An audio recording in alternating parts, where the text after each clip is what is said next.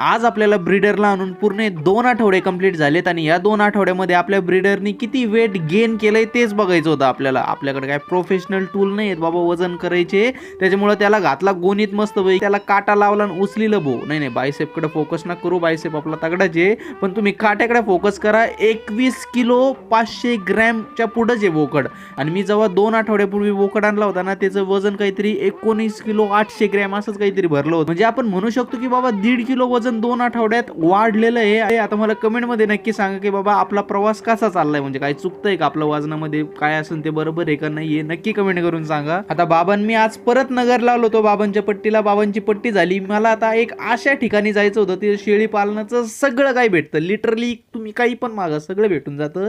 आता गेल्याच मी तूरचा भुसा आणि थोडी हरिपत्ती बघितली, पण तेवढ्यात लक्ष माझं गेलं या वेट बुस्टरकडं.